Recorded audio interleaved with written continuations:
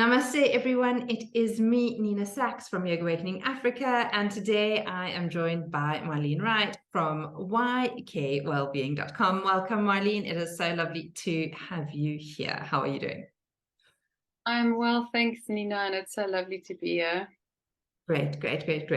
All right, so today I thought what we're going to chat about is kind of like just get your story on yoga. I know you're in the field of nutrition and well-being, and that you've also recently qualified as a health coach, and kind of like let's chat kind of like about your whole story and how everything has shifted. And I think I'm also super excited because we've got our clean eating challenge starting in February, and you're going to be one of our guest speakers there. And it's going to be kind of like all about gut health. And we've got lots to kind of like get into on top of.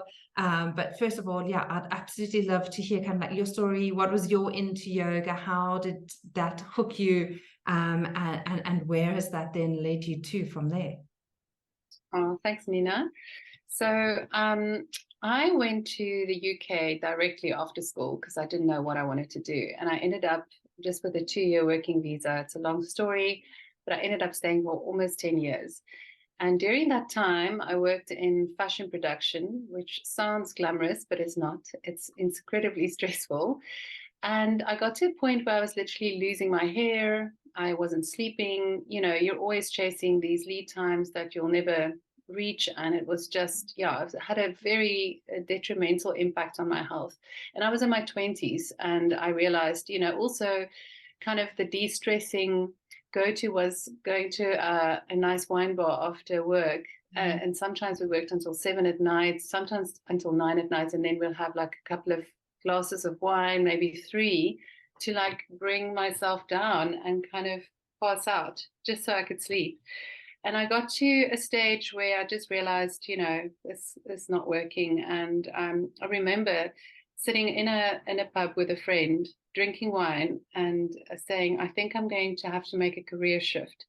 And I still at that point didn't really know what I wanted to do. I didn't know what direction. I thought about journalism, but it just wasn't really clear for me. And so as I glanced over sort of out the window, I saw this Pilates studio, and I had been practicing Pilates at the gym, and it was my first introduction to a body-mind movement modality, where I really felt during Pilates that I was connecting to my body, and I dropped out of my mind, and I started noticing with all these small nuanced little movements what a calm, lovely, centered feeling I got from doing Pilates.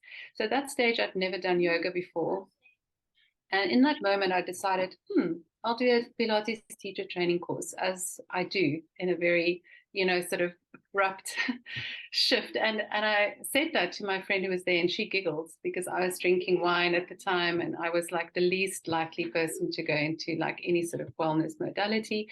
But I did. I signed up for a course. I got in, which was I think, a miracle. I sat in front of this panel of 3 women, and they couldn't quite understand why I wanted to do the course because I had no body movement experience. I didn't come from a dance background, and this was an incredibly rigorous course. But they gave me the wild card and allowed me to do the course, and it transformed my life. I spent a year just working on my body and really becoming, I think up until that point, even though I was quite sporty at school, I had no proprioception to speak of. I had no body awareness. I didn't know where I was in space. And I was with all these dancers who, for them, it was just a language, you know. And I learned that language during that year, and it was a transformative experience for me. And then when I finally did decide to come back to South Africa. I just want to quickly just jump in there with what you're saying about, like, you know, being kind of like this outsider who didn't have body spatial awareness, and then you kind of together with a lot of dancers and people who had experience in that. And it's kind of like when you get thrown in a culture, it's kind of like, you know, when you're making your sauerkraut or something like that, if you as an external thing get thrown into the culture, you really quickly just adapt to you know, learning or being in that space. And I think that's what speaks so highly of being in like the right communities or the right groups, is kind of like your trajectory to go forward, you can go so much faster, so much more quickly if you're with the right people who are doing the habits or the practices that you need. All right, anyway, that's my little insight into that. Yeah, that's beautiful. You're right. And actually, I've never thought about it like that, but it really just permeates. It's like in every possible encounter, there's something that, something new that you're, learning. So Mm. it was a deep dive and it was incredible. And then when I came back to South Africa, I realized, I'm going to start a Pilates studio, but I don't want to just do one thing. I need another string on my bow. And I literally walked into a yoga studio that I knew offered yoga teacher training. I'd never done yoga before. And I think I really offended the person who became one of my greatest teachers, Jim Harrington, who I just absolutely love and adore. He's just, yeah, such a sublime teacher. And I said to him, I have a Pilates studio and I need something else to teach. I want to do your teacher training. And he was quite taken aback. But Nina, it was my first love remains yoga. I absolutely fell in love with yoga. And again, I kind of just stumbled into it. And that's just the story of my life. I guess that's how I do things. But it became such a deep journey for me, where I could connect, my body and my mind in a way that was, yeah, I still find that it's the pathway to so much stillness and quietness for me. It's the pathway to meditation for me. It's brought me to a more plant-based eating, a way of eating, which as Afrikaans girl, I was raised on meat, potatoes, and maybe one vegetable, but there was And this like is meat. and this is what I hear a lot from my Afrikaans friends, is that they're like, this is the hard part with like yoga. They're like, the practices I can get, the body movements I can get, but it's kind of like this, how to incorporate more plant-based. And it's never about, taking out the meat and becoming vegetarian or vegan or whatever the story is, but just how do you incorporate more of the good stuff if it hasn't been in your culture, in your periphery, kind of like we were chatting about, like in the dances, like if you're now again in a group of like yogis who are all training to, become yoga teachers or are teaching yoga, everyone is already doing like, more green juices and smoothies, or, eating maybe more wild foods out there than would be in a different community. So again, being submerged in a group like that really opens you up to, okay, well, maybe it's not just going to be potatoes and peas for dinner today. Maybe we're going to experiment with a few more varieties and throw in a few legumes into that mix as well. Yeah, yeah, yoga really gifted me with that. It opened a door in a room that I didn't know had a door. It was a doorway to so many other things. And then when I finally, qualified as a yoga teacher, I think, when I had my studio in Durbanville, I was one of the first people to really bring a new kind of yoga to Durbanville, because at that stage there was hatha yoga, but there weren't an option to go to a hot yoga class or maybe a vinyasa flow class. It just didn't exist yet, or if it did, it wasn't on my radar. And I just remember also that beautiful journey of introducing yoga in a new way to people, and them having these moments of you know this is something else. And then I met a man and he lured me to his farm in Swellendam. I got married to him, and when I moved to the farm in Swellendam, I gave up my studio, which was very sad. But I knew that I couldn't really start a yoga studio. It wasn't the right time yet for that sort of thing. And I think it's Swellendam now, I think it would work really well. But back then, and also it was, the traveling on a bad farm road to town. So I just decided, okay, what can I do? It's a guest farm. I will run yoga retreats, which I then started doing. And as a result, I started cooking. I decided, I also want to give people the introduction of a plant-based weekend. If they're going to come for a weekend of yoga and beautiful nature, then they should also just have the opportunity to see that eating in a plant-based way can be amazing and delicious and a joyful filling experience and fulfilling. yeah. And so that's where, the recipe development started happening. And I noticed that I enjoyed taking pictures of food and I loved blogging about food. And the more plant-based you cook, the more adventurous you become. You know, there's the possibilities are infinite in terms of what you can create. So it's also a lovely creative outflow that I really immersed myself in it for a couple of years. And yeah, I think that's the yoga journey. That's a very long answer to your question. I love it, Marlene. And I think also kind of like from your Facebook page, kind of like it really shows that there's some beautiful kind of, you know, pictures of you. You're always sharing what it is that's happening in your kitchen, and what's happening in your life. You're very I think open and authentic with what's going on and what's happening. So how now kind of like from Pilates, from yoga, having your own studio, kind of like you're saying, like life was kind of like just like pushing you or molding you into a direction, you know, then, you know, being on the farm, doing retreats. How then did that transition to spending or creating, you know, the one cookbook, the yoga kitchen? And then how did that also transition you into becoming a health coach? Like what kind of like what was the trigger of moving from there to there? And I'd love to hear your story and your journey with that, because I'm wondering how similar or dissimilar our stories are. That's a great question. Thanks, Nina. Yeah, so then after I'd written the yoga kitchen, it was the Mandala kitchen quite soon after. Before I'd even written the yoga kitchen, I did a nutritional therapy course just for me, so I could understand, you know, what sort of nutritional value or how to balance the menu at home for myself and my girls. And I did bring that into the yoga kitchen. Each recipe has a sort of little summary about what nutrients you will find in that specific meal.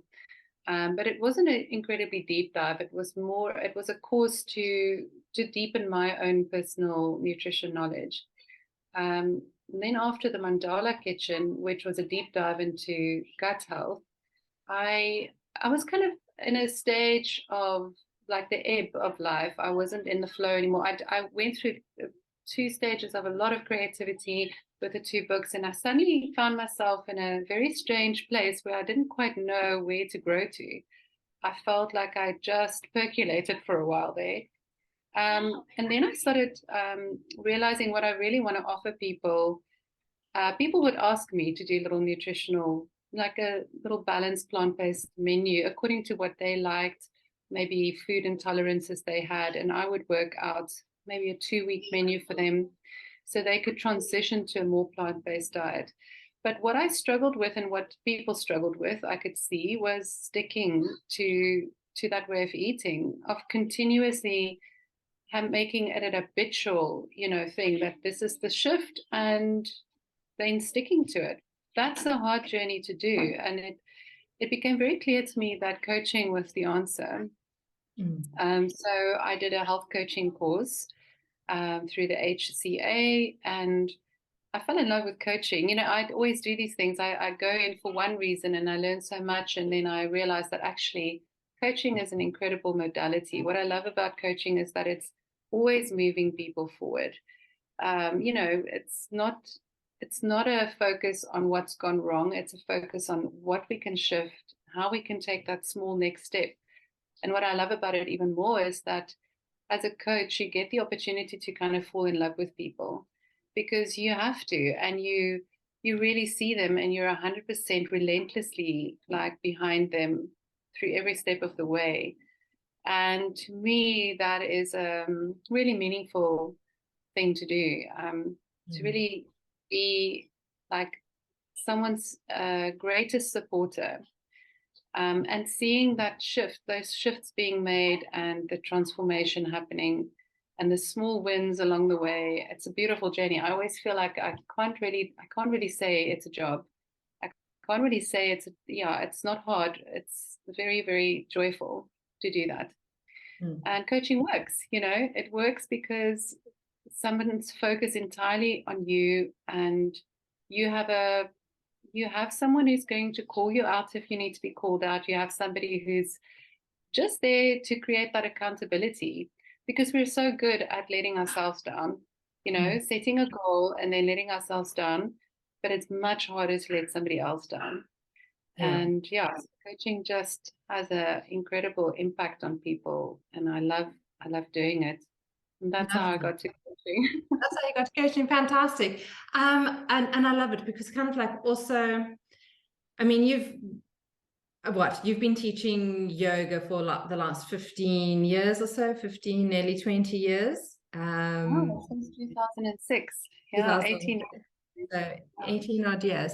And I find kind of, and your story, you might resonate with what I'm saying, but I found that like with teaching yoga, I could take students to a specific level, you know, like they would be able to maintain their weight, or they'd be able to maybe maintain, like if they had a back problem, you know, that it wouldn't get worse, but it could never really take them to the next level of improvement and feeling better, even with aging. And that's one of my big things that I've noticed for myself and with others, is that granted, aging is a natural process, but we can actually do practices that reduce the aging process, and we can actually feel better as we age than worse.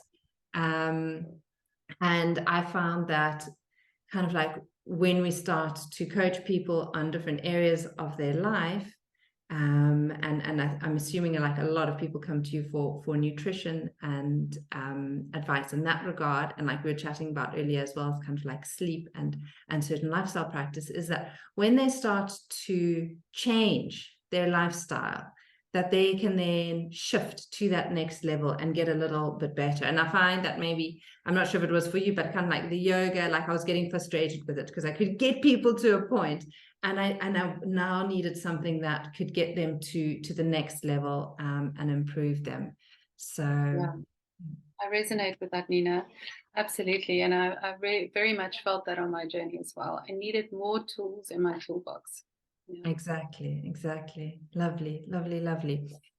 So pretty much for you this year, what is kind of like your focus? Where is kind of like your trajectory? What are you going to be working on? What can we expect to see from you happening on your side? So I've started kinesiology training as a kinesiologist last year. So that's definitely going to be a focus this year. And then I really want to focus on coaching because I love it. And yeah, so that would be wonderful just to really dive into that. And also, you know, I still want to do some retreats. I love actually spending time with people face to face, which is a rare opportunity for me these days. So just having that opportunity to be in nature with people and see, and also the community and that beautiful connection that happens with people when they're on retreat, even if they're complete strangers. The sort of stripping away of all the routine and all the stress, and sometimes just also, especially for women, having a break from their family life, just some me time for them. And someone, you know, being there to nurture and nourish them, being in a beautiful environment, connecting with other like-minded people. It's always a very special experience. I'm definitely going to do at least 2 retreats this year, hopefully. And yeah, and I think otherwise my journey to my inner journey and yeah, towards more stillness and better sleep, more downtime, finding the balance, I guess, is always for me a process. So that's definitely focus as well. Fantastic.